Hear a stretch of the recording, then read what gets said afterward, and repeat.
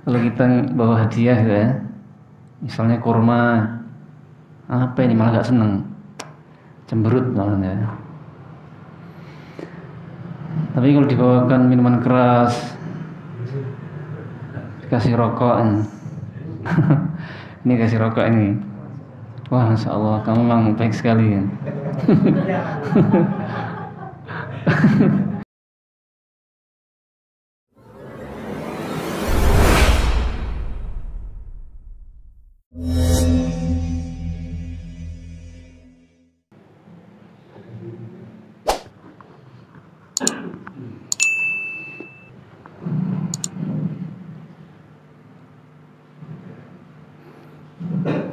Assalamualaikum warahmatullahi wabarakatuh.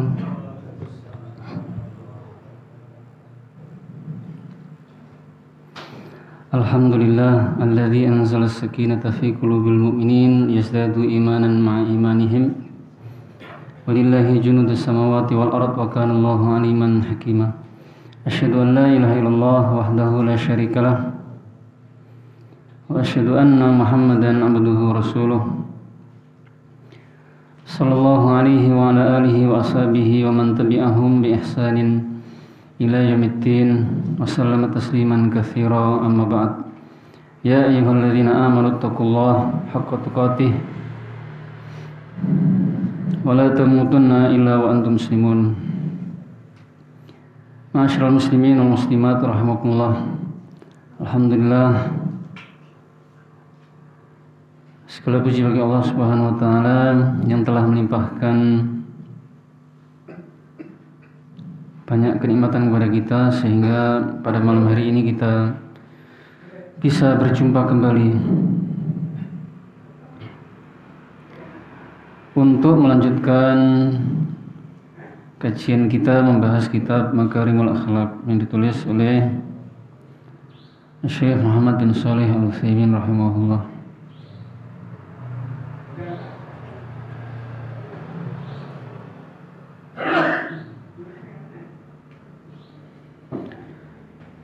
Sekarang kita sampai halaman 33. Qala al-mu'allif rahimahullah, Thalithan talaqatul wajh. Bi ay yakuna al-insanu taliqal wajhi wa diddu dzalika abusul wajh. Wa lihadza qala an-nabiyyu alaihi salatu wassalam, la tahqiranna minal ma'rufi syai'an walau an talqa akhaka biwajhin talqin. Rawahu Muslim. Fatalaqatul wajhi tudkhilu surura ala man qabalaka wa ala man ittajahalaka wa tujibul mawaddah wal mahabbah wa tujibu insyirahas sadri minka wa mimman yuqabiluka wa jarrib tajid. Yang ketiga adalah wajah yang berseri-seri, yaitu seseorang berwajah seri-seri dan lawannya adalah berwajah masam, bermuka masam. Oleh karena itu Nabi SAW bersabda, janganlah kamu meremehkan kebaikan sedikit pun, walaupun engkau sekedar bertemu dengan saudaramu dengan wajah yang ceria. Wajah yang ceria atau wajah yang berseri-seri itu akan membuat orang yang menyambutmu itu bahagia. Kemudian bisa menimbulkan kasih sayang dan cinta kepada orang yang berhadapan denganmu, menimbulkan juga kelapangan hati, baik itu pada dirimu dan kepada orang-orang yang berjumpa denganmu. Silahkan mencoba, maka kamu akan mendapatkan. Akhlak mulia yang ketiga kepada sesama makhluk, yaitu wajah yang berseri-seri, wajah yang menyenangkan, wajah yang ceria. Akhlak mulia kepada sesama makhluk itu ada 3. Yang pertama, menahan diri dari mengganggu orang lain. Yang kedua, mengerahkan bantuan dengan sepenuhnya. Dan yang ketiga adalah berwajah ceria, berwajah seri-seri. Dan lawan dari wajah ceria adalah bermuka masam gitu Pak.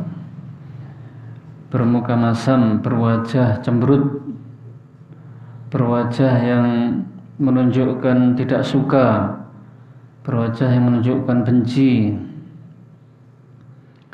atau menggeroyotkan wajah, menggeroyotkan bibir.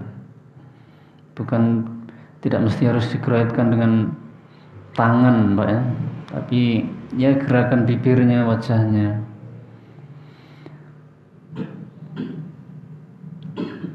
Seorang mukmin yang berakhlak mulia, dia selalu berwajah seri-seri, murah senyum, mudah senyum, dan dia tidak suka bermuka masam, cemberut kepada orang lain, atau berwajah marah, berwajah garang, menyeramkan. Orang yang bermuka masam, suka bermuka masam, suka cemberut, melengos, atau berwajah sombong, berwajah menunjukkan tidak suka, ini tidak disukai oleh orang lain. Walaupun mungkin maksudnya tidak membenci orang tersebut, tapi orang bisa berprasangka buruk, oh ini kayaknya tidak suka sama saya ini. Sedang ada masalah dengan orang lain, cemberutnya ke siapa saja. Nah, ini tidak baik. Seorang mukmin itu dalam keadaan senang, dalam keadaan susah, dalam keadaan biasa-biasa saja, nah itu wajahnya selalu ceria, selalu menampakkan kebahagiaan. Jadi orang lain menganggapnya dia ya bahagia terus. Orang itu nyaman, senang, dekat dengan dia.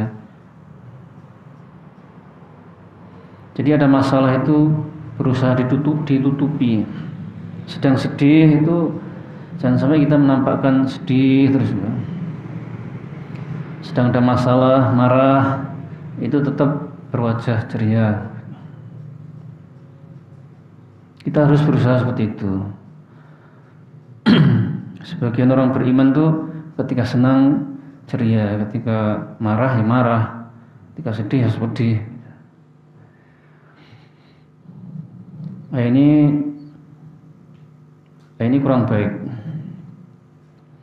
Adalah Rasulullah SAW, beliau selalu ceria, berwajah seri-seri dan murah senyum.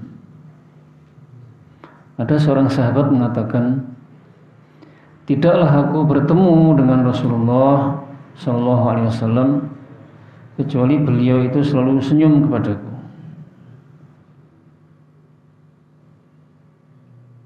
Tiap bertemu sudah disenyumi Rasulullah.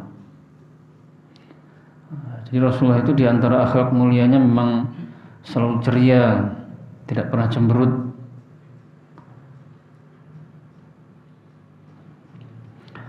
Bahkan orang-orang kafir yang memusuhi beliau itu mengakui kalau wajah beliau itu menyenangkan. Wajah beliau itu bukan wajah pendusta. Jadi dari wajahnya saja terlihat.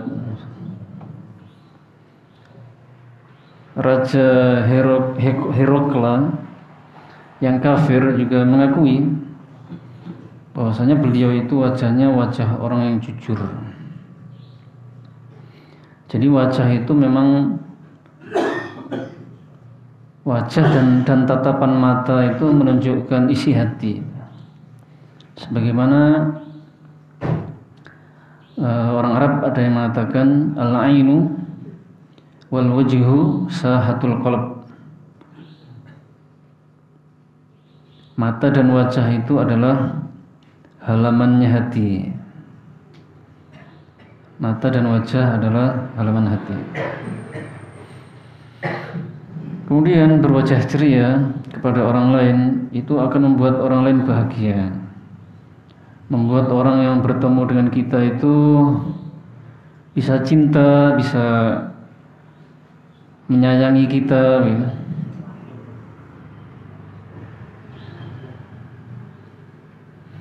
Hati kita terasa lapang, terasa bahagia. Orang yang kita jumpai juga merasakan kelapangan hati, bahagiaan. Kita saja kalau misalnya masuk bank atau masuk mall atau masuk hotel, masuk toko misalnya, disambut oleh pemilik toko itu dengan ramah, senyum, kita aja senang ya gitu. Padahal mungkin senyumnya mereka bukan tulus, tapi karena uang, bukan karena tujuan duniawi, supaya lebih laris, supaya pengunjungnya semakin senang datang ke situ. Ya, kekerasan.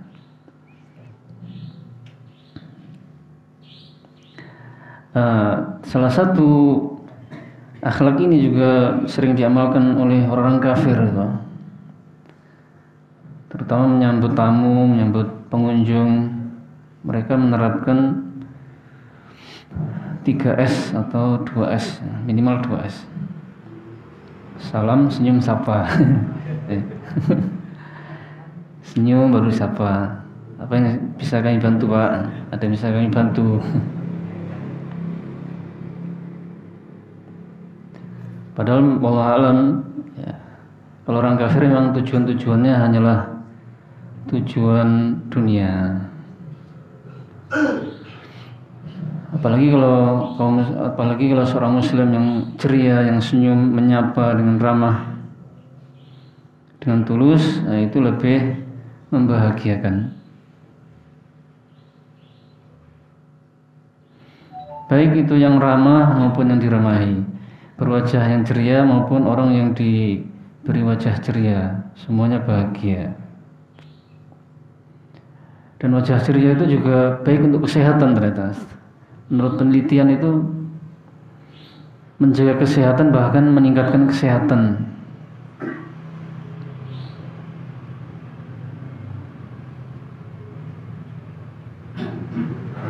Berbeda kalau cemburu terus, karena cemburu terus itu menunjukkan isi hatinya. Wajah yang marah menunjukkan hatinya marah terus, yaitu tidak baik, bahkan untuk kesehatan.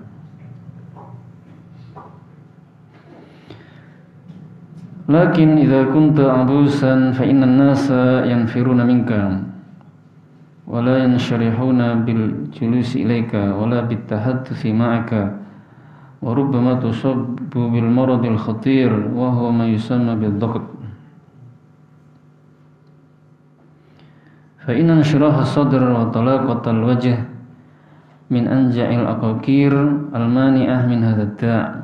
Wa li hadha yansahul attiba' man ibtuliya bihadha ad-da' bi an yabta'ida amma yuthiruhu wa yughdibuhu li'anna dhalika yazidu fi maradihi fatalaqatul wajh tabdi ala hadha al-marad li'anna al-insan bidhalika yakunu syarihus sadr mahbuban ila al-khalq.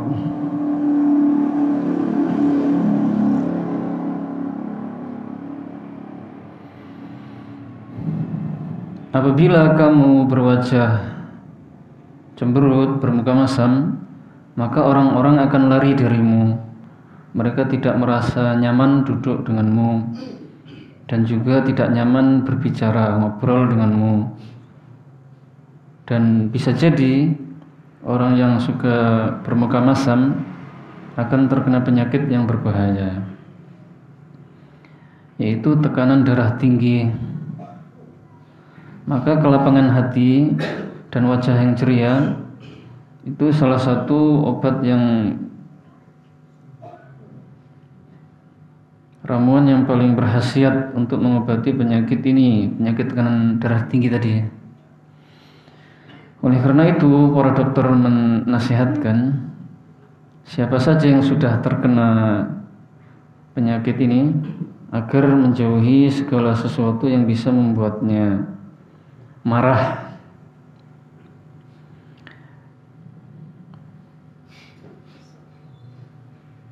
Karena itu akan menambah penyakitnya. Maka wajah yang berseri-seri akan mengatasi penyakit ini. Karena seseorang dengan berwajah seri-seri, ceria, hatinya akan terasa lapang dan dia dicintai oleh orang lain.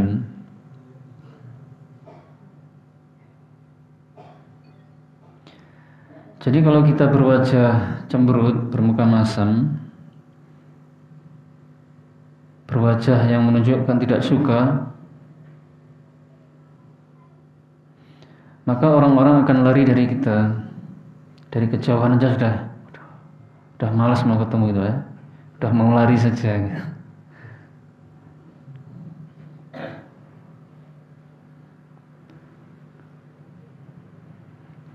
Kalau dari kejauhan betul, belum ketahuan, langsung lari, sembunyi. Kemudian tidak lapang hati itu, tidak nyaman hati kalau duduk-duduk dengannya.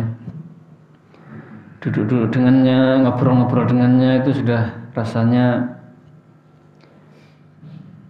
malas dan ingin segera pergi, tidak nyaman, tidak betah.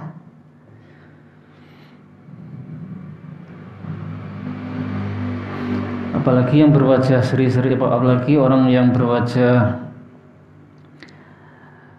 cemberut ini, suka bermuka masam ini, kata-katanya juga sering menyakitkan. Atau kalau berbicara sombong, wah ini nambah lagi berarti Pak. Sudah wajahnya selalu seperti itu, kalau ngomong selalu sombong atau menyakitkan, tambah tidak betah. Nah, orang yang suka cemberut atau bermuka masam kepada orang lain dikhawatirkan atau bisa-bisa dia terkena penyakit yang berbahaya, yaitu tekanan darah tinggi atau tekanan jiwa. Dan menurut penelitian bahwasanya orang yang suka cemberut, berwajah muram, orang yang suka marah, nuruti kemarahan, itu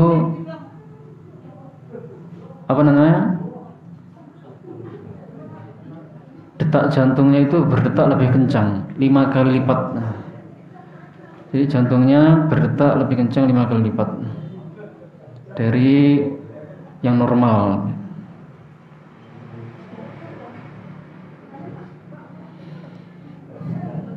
Bahkan kalau dituruti kebiasaan buruknya itu, selalu cemberut, selalu marah, nah itu nanti bisa tersumbat, ada sumbatan dan bisa menimbulkan penyakit yang lain, stroke dan yang lainnya. Maka salah satu obat yang paling mujarab untuk mengobati penyakit darah tinggi itu adalah dengan menenangkan pikiran, hati, sabar, kemudian meninggalkan segala hal yang bisa menimbulkan emosi atau marah. Kalaupun muncul sesuatu yang buat marah, ya dia berusaha meredam, tidak menumpahkan amarahnya itu.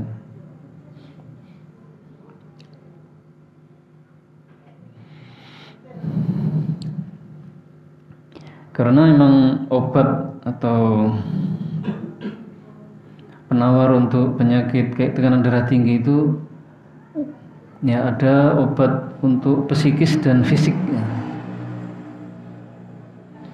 Al-Quran sendiri juga dikatakan oleh Allah sebagai syifa, obat penawar.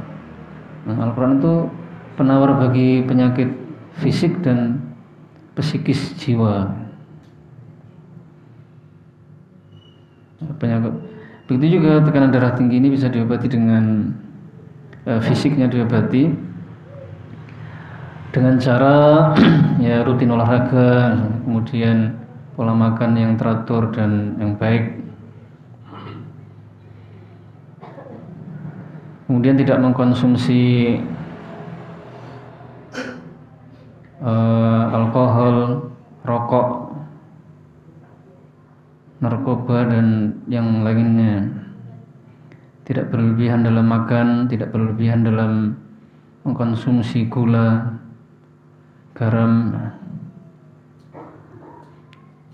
Kemudian pengobatan secara psikis yaitu tadi dengan cara menjauhi segala yang menimbulkan penyakit itu semakin parah, dengan menghindari segala hal yang membuatnya marah.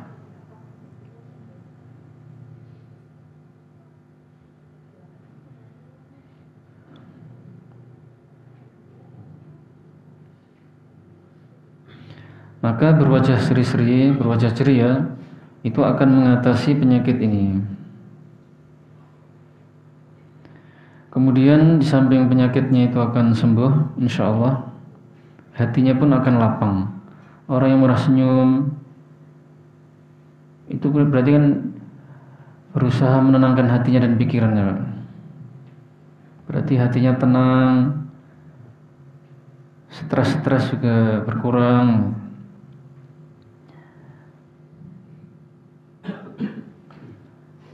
Detak jantung juga normal. Insya Allah jenengan sendiri mungkin ada yang berpengalaman. Ada orang membuat emosi kita ya. Kita nuruti marah, ketemu orangnya marah, itu rasanya bukan hanya detak jantung, bahkan sampai kepala saja mungkin juga ikut, wajah juga gitu ya. Itu kalau dituruti malah capek sendiri sebenarnya. Ya sudah dibuat tenang gitu. Kemudian dengan kita selalu berwajah ceria, berseri-seri itu, orang-orang juga akan mencintai kita.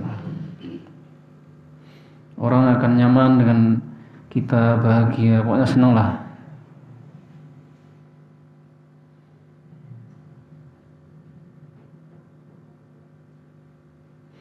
Hadhihi hiya al-usul ats-tsalatsa allati yaduru 'alaiha husnul khuluqi fi muamalatil khalq. Inilah 3 landasan yang berputar di atasnya akhlak yang baik kepada sesama makhluk. Jadi 3 akhlak itu, tidak mengganggu orang lain, mengerahkan bantuan sepenuhnya, dan berwajah ceria adalah pokok berputarnya akhlak yang mulia kepada sesama makhluk.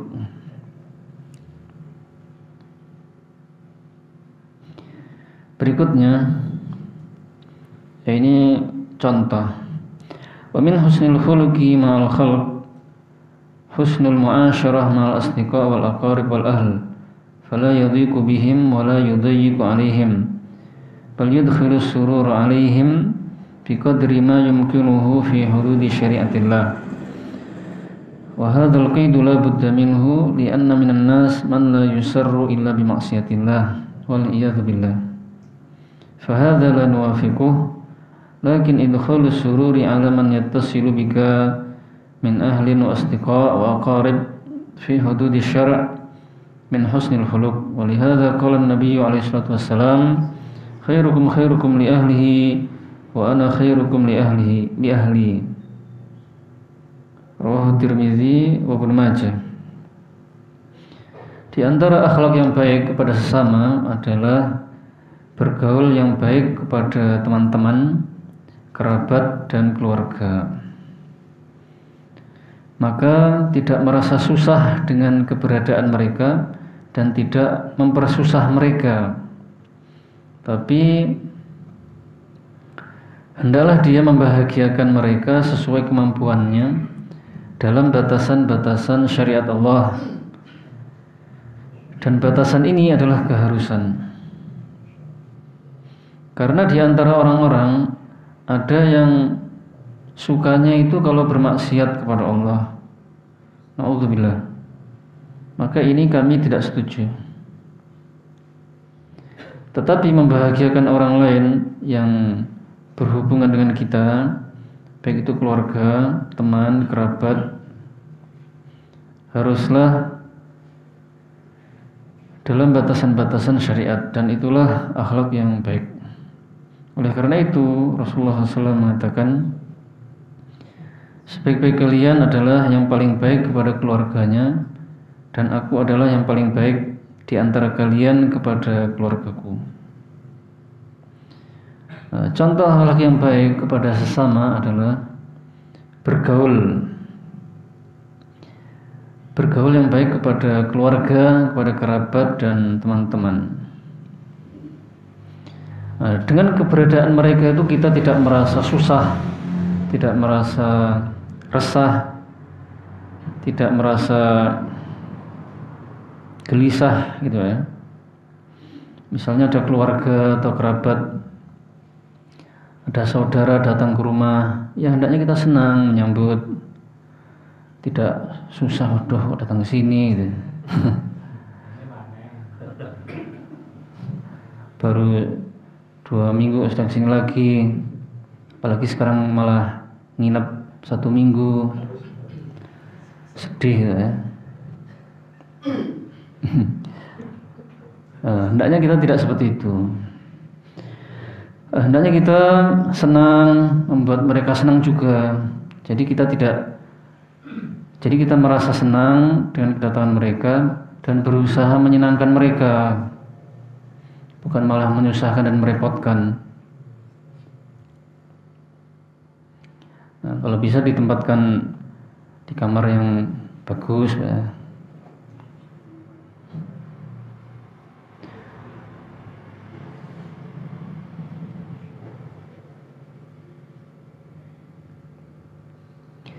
Kemudian hendaklah kita membuat mereka bahagia itu, membuat keluarga bahagia, saudara bahagia, kerabat bahagia, orang-orang dekat bahagia, teman-teman bahagia itu harus dalam batasan-batasan syariat Allah. Maksudnya harus sesuai syariat Allah gitu. Misalnya membahagiakan teman dengan ngasih hadiah ya. Hadiah kue, hadiah sarung, hadiah apa misalnya, sandal, tapi dari hasil mencuri. Nyuri atau merampok. Nyuri 200.000 buat beli makanan hadiah ke temannya, ini hadiah. Oh, temannya senang. Sebagian orang itu seperti itu, senang apa namanya, ya ini tidak boleh. Jadi harus yang halal, dari yang halal, dari harta yang halal kita dapat pahala, orang lain senang.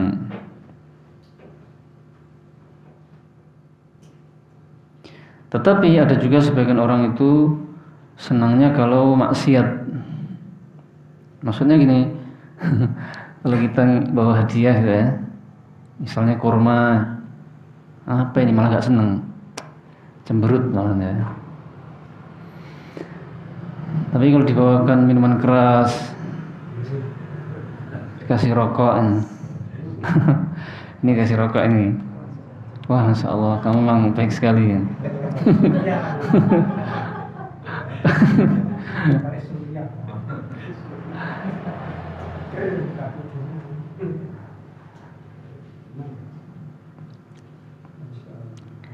Tapi kalau dikasih madu kayaknya masih suka ya. Tapi mungkin sebagian orang tidak suka kasih madu gitu. Kok kasih madu malah.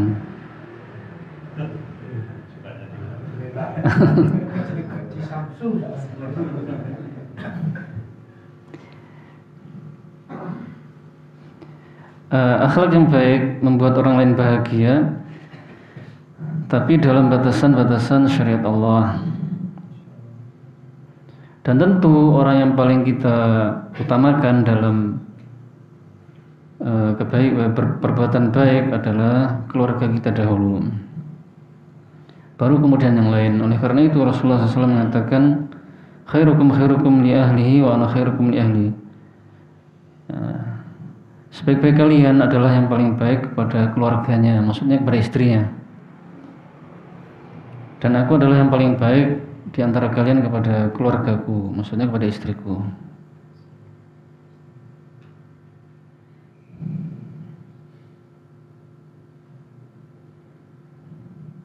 Wa katsirun minan nas ma'al asafi syadid yuhsinul khuluqa ma'an nas walakinahu la yuhsinul khuluq ma'a ahlihi wa hadha khata'un wa qalbun al-haqa'iq.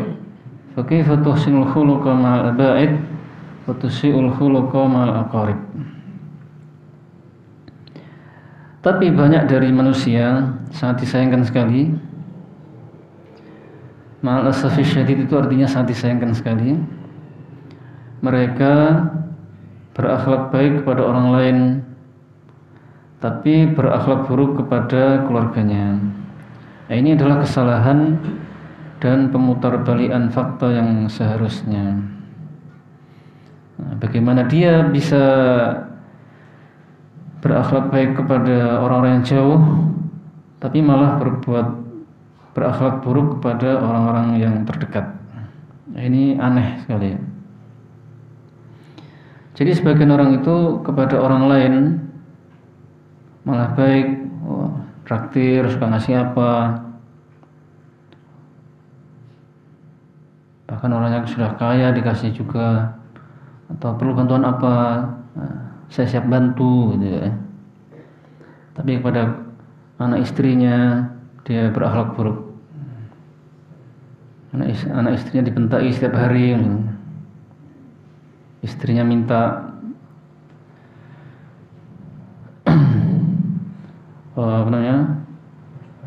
kebutuhan pokok, cari sendiri. Tidak ada, cari sendiri, usaha sendiri ya.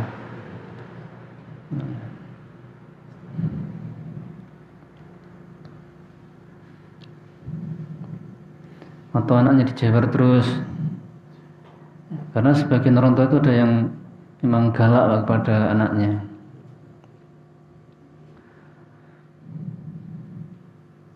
Beberapa orang itu seperti itu, dan ini salah satu tipu daya syaitan. Orang itu berakhlak baik pada orang lain, suka membantu, tapi kepada keluarganya, kepada ibunya, istrinya, minta diantar ke rumah sakit, tolong diantar ke sana. Aduh, tidak bisa, capek. Nanti aja atau besok aja lah. Tapi pada orang lain langsung set gitu. Langsung set.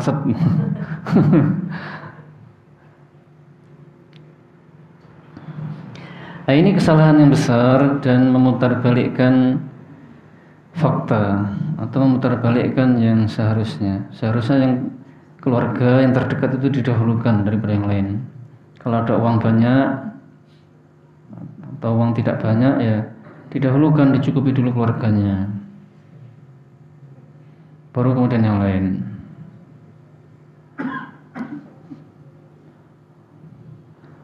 Kalau untuk misalnya hutang banyak, kebutuhan untuk keluarga itu tidak tercukupi, dapat uang sedikit malah dikasihkan orang-orang, nah ini keliru gitu ya. Qad yaqul li anni la ajidu harajan fi raf'il kalafah wa fi raf'il kulfah wal mujamalah baini wa bainal aqarib fa ana usi'ul khuluq ma'ahum fa naqul hadha laysa bisahih fal aqarib ahaqqun nas bi an tuhsina ilaihim as-suhbah wal ishrah. Walihada qala rajulan ya Rasulullah man ahaqqun nas bi husni sahabati qala ummuka qala thumma man qala ummuka qala thumma man qala ummuka qala thumma man qala ummuka qala abuka. Rawahul Bukhari Muslim. Terkadang seseorang itu beralasan mengatakan, nah, aku sudah mencukupi mereka, sudah mencukupi keluargaku, maka ya sudah, tidak perlu basa-basi di hadapan mereka. Aku berakhlak apa adanya, berakhlak buruk ya sudah. Ini sudah dari dulu gitu. Tidak usah pura-pura. Sedangkan kepada orang lain, ya aku harus ya, berbahasa basi gitu. Maka kita katakan ini tidak benar. Maka orang yang terdekat, kerabat, keluarga, itu yang paling berhak untuk kita berbuat baik pada mereka, baik itu persahabatan atau pergaulan. Oleh karena itu seorang laki-laki bertanya kepada Rasulullah, "Wahai Rasulullah, siapakah orang yang paling berhak aku perlakukan dengan baik?" Beliau menjawab, "Ibumu." Dia bertanya lagi, "Kemudian siapa?" Beliau menjawab, "Ibumu." Dia bertanya lagi, "Kemudian siapa?" Beliau menjawab, "Ibumu." Dia bertanya lagi, "Kemudian siapa?" Beliau menjawab, "Ayahmu."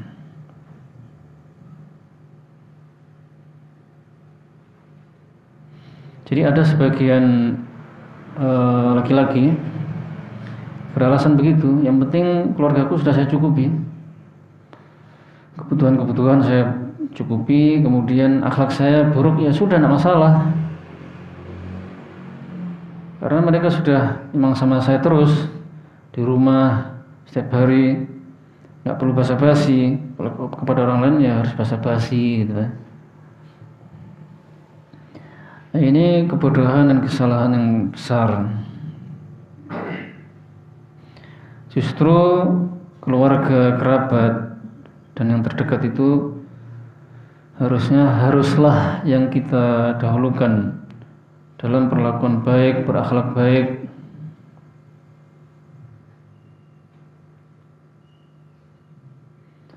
Ada seorang laki-laki bertanya, "Wahai Rasulullah, siapakah orang yang berhak mendapatkan perlakuan paling baik dariku?" Rasulullah menjawab, "Ibumu," sampai 3 kali, baru ayahmu. Kenapa disebut ibu dahulu? Karena memang ibu itu paling sayang kepada anaknya dan paling perhatian, mengalahkan ayahnya. Baru kemudian ayah. Ayah perhatiannya dan sayangnya juga paling besar setelah ibu. Jadi memang laki-laki itu yang diutamakan adalah ibunya, kemudian ayahnya, baru istri dan anaknya. Kalau perempuan yang diutamakan adalah suaminya, baru kemudian ya anaknya dan orang tuanya.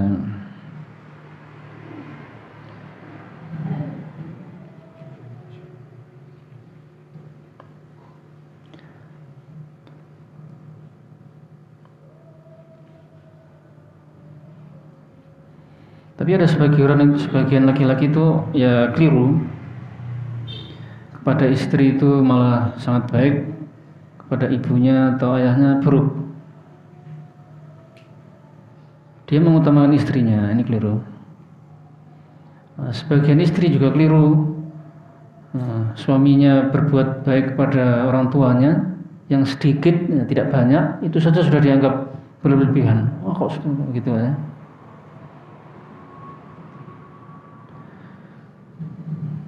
Sudah terhim, kita loncat beberapa Pak ya, karena beberapa isinya itu hampir sama atau sedikit diulang-ulang oleh beliau.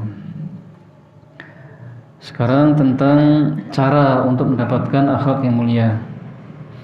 Jadi berakhlak mulia itu ada yang alami, bawaan lahir, dan ada yang diusahakan. Nah, bagaimana cara kita supaya mendapatkan akhlak mulia dengan usaha, melatih, dan membiasakan diri? Yaitu yang pertama,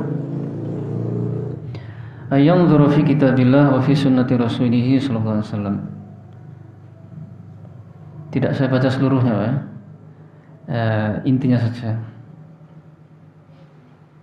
Insyaallah kita akhiri kajiannya, ini pertemuan terakhir ya. Memperhatikan kitab Allah dan sunnah Rasulullah SAW yang menjelaskan tentang akhlak yang mulia dan memuji akhlak mulia tersebut. Jadi hendaknya kita memperhatikan, mempelajari, mengkaji Al-Quran yang berbicara tentang akhlak. Al-Quran dan hadis berbicara tentang akhlak ini. Al-Quran dan hadis memuji akhlak tersebut dan orang yang mengamalkannya. Misalnya sabar. Sabar itu apa ya? Sabar ada berapa macam. Al-Quran dan hadis ternyata memuji orang yang sabar. Masya Allah seperti itu. Nah, itu akhirnya mendorong kita untuk berusaha mengamalkannya. Insya Allah seperti itu. Yang kedua, ayu sahib man urifu husnil akhlak. Bersahabat dengan orang-orang yang dikenal dengan akhlak yang mulia.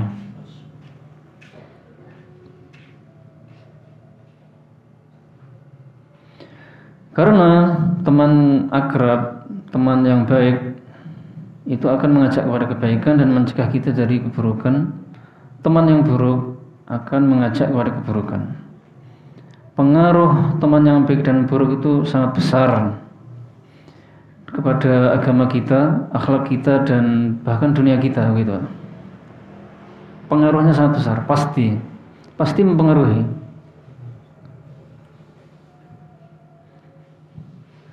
Nah, banyak orang-orang mendapatkan petunjuk menjadi baik gara-gara berteman dengan orang yang berakhlak mulia, dan banyak orang tersesat, rusak gara-gara teman yang buruk.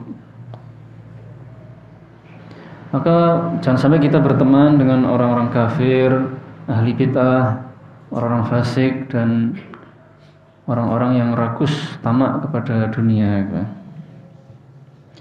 Rasulullah SAW mengatakan, Al-mar'u ala dini khalilih, falyanzur ahadukum man khalil. Seseorang itu akan mencocoki kebiasaan temannya, teman akrabnya. Maka hendaklah kalian melihat siapa yang menjadi teman akrabnya.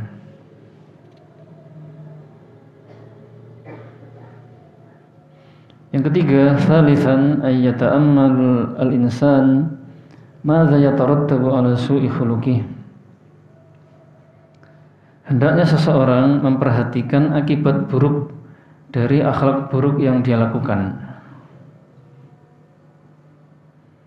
Jadi hendaknya kita memperhatikan akibat buruk dari akhlak yang buruk kita lakukan itu nanti apa?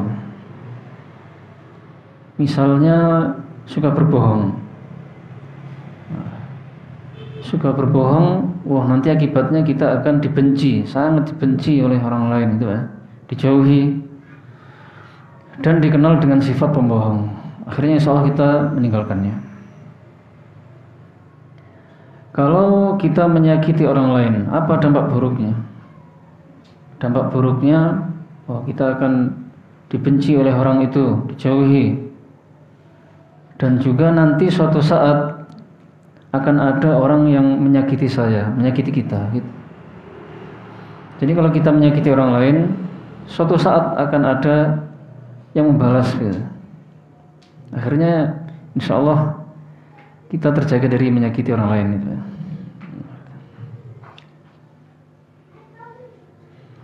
Nah, itulah cara-cara agar kita mendapatkan akhlak yang mulia.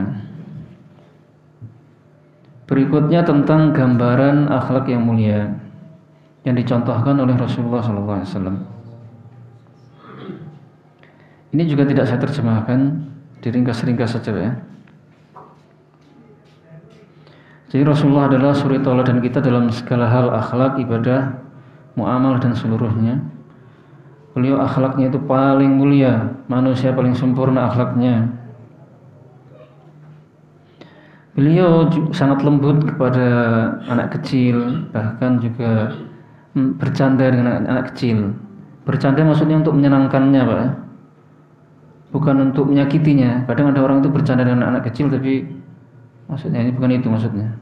Bukan menyakitkan sampai nangis itu enggak. Ya ini akhlak yang buruk kalau itu. Nah, suatu saat ada anak kecil yang memiliki burung kecilnya meninggal. Burung kecilnya mati. Maka Rasulullah mengatakan, "Ya Aba Umair, ma fa'alan nughair?" Riwayat Bukhari dan Muslim. Wahai Abu Umair, apa yang diperbuat oleh Nughair? Burung kecil seperti burung pipit. Jadi beliau itu sangat lembut, ingin menghibur anak kecil itu. Mungkin ini yang terakhir, karena contoh-contohnya banyak, insya Allah terwakili ya. Intinya hendaknya kita mencontoh akhlak beliau. Suatu ketika ada seorang Arab Badui kencing di masjid, maka para sahabat pun melarang dia dan menghardiknya. Menghardik itu bisa dengan kata-kata, bisa juga dengan perbuatan. Menghardik dengan kata-kata itu seperti membentak, kemudian bisa juga dengan perbuatan, ya perbuatannya kasar. Tapi Rasulullah melarang agar jangan dilarang dan jangan dihardik. Biarkan dia kencing sampai selesai. Lalu Rasulullah SAW memerintahkan sahabat untuk mengambil ember yang besar yang berisikan air, lalu disiramkan ke tempat kencing itu yang dikencingi. Barulah beliau memanggil orang Arab Badui itu dan dinasihati. Sesungguhnya masjid ini bukan tempat untuk membuang kotoran, tapi dia tempat untuk sholat dan membaca Al-Quran. Rawahu Muslim. Hadis ini menunjukkan betapa mulianya akhlak Rasulullah SAW. Jadi dibiarkan sampai selesai, dan ternyata di sana banyak pelajaran. Nanti kalau dilarang malah kocar-kacir kemana-mana kencingnya, dan juga tidak baik untuk kesehatan. Gitu. Jadi biarkan selesai di situ, baru disiram. Kemudian beliau menangani dengan lemah lembut, tidak dengan kasar. Apalagi orang Arab Badui memang modelnya seperti itu. Barulah dinasihati dengan baik. Akhirnya orang Arab Badui itu sangat cinta pada Rasulullah, sangat mencintai, menerima nasihat itu dan tidak mengulangi keburukan tersebut. Sampai-sampai dia setelah dinasihati melaksanakan sholat terus berdoa, ya Allah rahmatilah aku dan Muhammad. Nah, yang lain tidak usah dirahmati. Ya, seperti itu. Itu akhlak lembut dan Masya Allah. Kajiannya sampai sini, alhamdulillah. Kita akhiri, subhanakallahumma bihamdika asyhadu an la ilaha illa anta astaghfiruka wa atubu ilaik. Assalamualaikum warahmatullahi wabarakatuh.